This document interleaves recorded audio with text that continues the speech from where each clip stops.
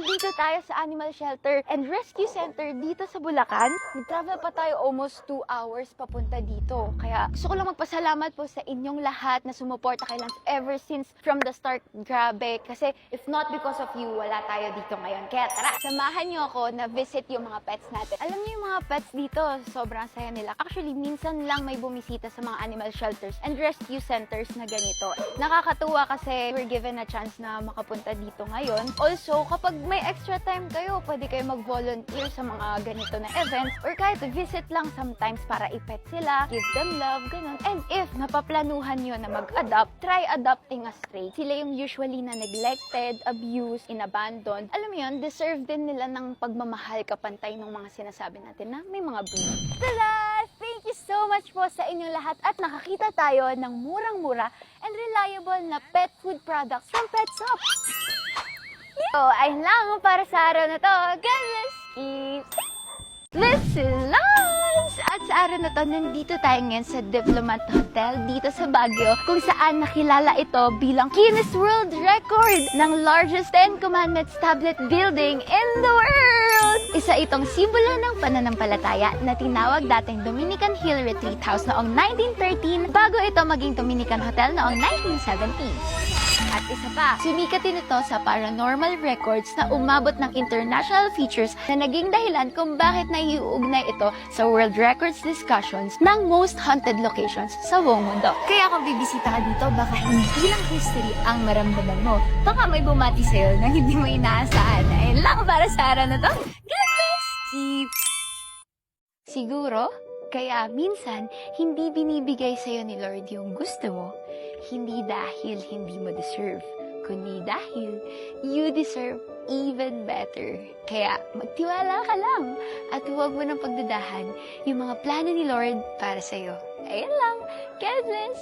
Keep safe. Shark fact! Alam mo ba na hindi natutulog ang sharks the way we do? Some even keep swimming kahit nagpapahinga. Kaya kung feeling mo stuck ka, gumalaw ka kahit konti. Progress na yun. This is Lance! At sa araw na to, remember Uno? Yung ginapitan natin last time? Ito na siya! Alam niyo ba na sobrang mapili niya sa pagkain? Pahirapan bago ko nalaman yung magugustuhan niya at best fit para sa lifestyle niya. Lalo pa na napag-aralan ko that cats have very specific nutritional needs. They can also hide their sickness really well. Kaya importante to keep their immune system strong, lalo na kapag nasa loob na sila ng bahay. Kaya naman, binibigyan ko sila ng functional tree katulad nito, ang Professor Bengal by Dr. Shiba from Immune. Hindi ko na kailangan pang tawagin si Uno Boy. Siya na mismo lumalapit sa akin. Kapag miss time naman, I use this silky fur for healthier, shinier, softer, and less shedding. Meron din tayong Bye-Bye Floop. Nakakatulong din ito for herbal control. Super useful lalo na sa mga long-haired cats. Easy peasy strengthens urinary system. Protein ang primary energy source nila, hindi carbohydrates. Kaya itong Professor Bengal Kind Kibbles, may natural fibers for digestion, may probiotics, may taurine, at 0% artificial preservatives.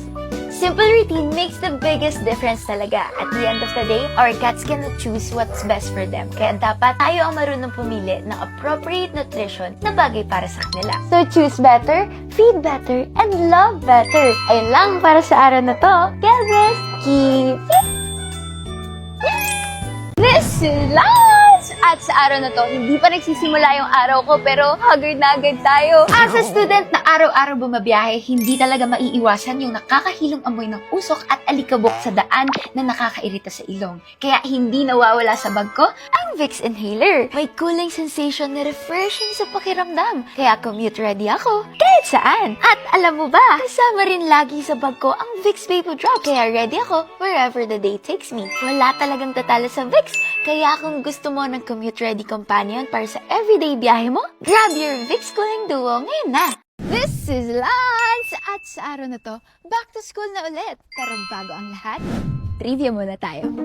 Alam mo ba na ang dogs natin ay nakakaramdam din ng back-to-school blues? Kapag bigla tayong naging busy or umaalis tayo ng madalas, they can feel separation anxiety. Kaya kung student ka or working, subukan mo mag-iwan ng mga toy, mga stuffy or play toys, or bigyan mo sila ng extra playtime bago ka umalis. Malaking tulong na yon. Kung kaya ng mga pets natin mag-adjust, kaya mo rin sa school, one step at a time. Ayun lang, God bless kids! This is life! At sa araw na to, samahan niyo akong mamili ng bag because kailangan natin ng bag na magkakasya lahat ng kailangan natin. Tara! May mga bag naman ako, pero kasi may mga problems ako na encounter, kaya hanap tayo ngayon. Madalas kong problema sa mga bags ko ay madali siyang masira, tsaka masakit siya sa likod, lalo na kapag matagal mo na siyang bit-bit. Kaya naman naghahanap tayo ng bags na maraming compartments at organizer. Ito nga pala lahat ng laman ng bag natin. At ang challenge natin ngayon ay maghahanap tayo ng bag na magkakasya lahat ng to. Meron tayong laptop, charger, notebook, pens, tumbler, daily essentials natin, documents, extra t-shirt, mic, at syempre, hindi mawawala ang ating pet foods. Hanap na tayo. Uy, tote bag. Ang ganda ng design. Kaso hindi ko share yung laptop ko dito. Bagay ito sa mga biglaang lakad. Oh, ang cute ng keychain. Ito pala backpack eh. Pero may blue kaya sila nito? Hala, ito ang ganda ng leather. For sure ako water resistant to. Okay na okay sa tag-ulan. Tsaka pastel colors. Dami nilang variations of color.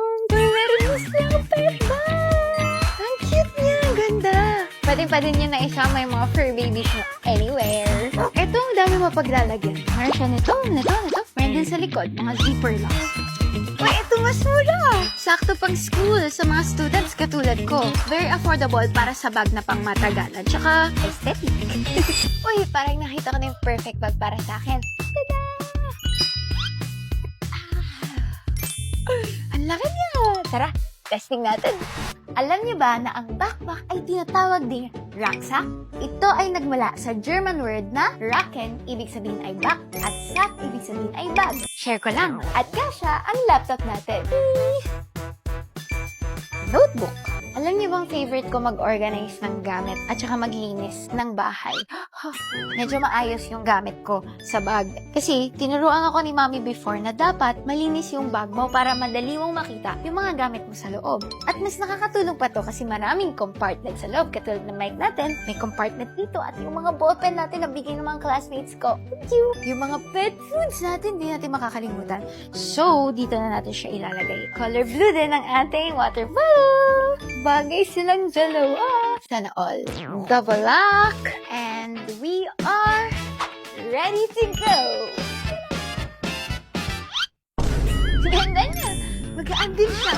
Unexpectedly magaan siya. Hindi siya ganun kapigat. Ang ganda! Ang bilis natin ng ayos ng gamit. Super organized. Perfect. Tara, bilhin natin. Uy, keychain yung kasama? Libre po to? Yes. Uy, libre keychain. Mahilig pa naman ako sa keychains. Thank you po!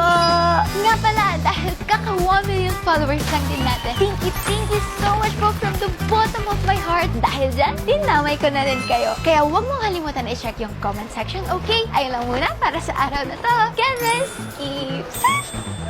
Anong sinabi ng kalabaw nung sinabihan siya ng baka na mabaho siya? Baka ikaw! Corny daw yung joke ko. Eh siya, matulog na ikaw dito. Ay, sus! Ay, sus! Ang bigat! Natulog nga. Natulog ikaw? Ngayon lang siya nalambing naman talaga naman. O, sige po. Ang cute! Lambing! Grabe naman to. Hi! Hindi ko alam pero feeling ko marami sa inyo ang dapat makarinig nito. When life feels heavy, just remember, we're all figuring things out. Nakarating ka na nga sa point na to and that is something to be proud of. Bigyan mo naman ng kahit konting appreciation yung sarili mo. I-celebrate mo kahit yung mga small wins mo. Just remember not to pressure yourself too much and that good things take time. Yun lang.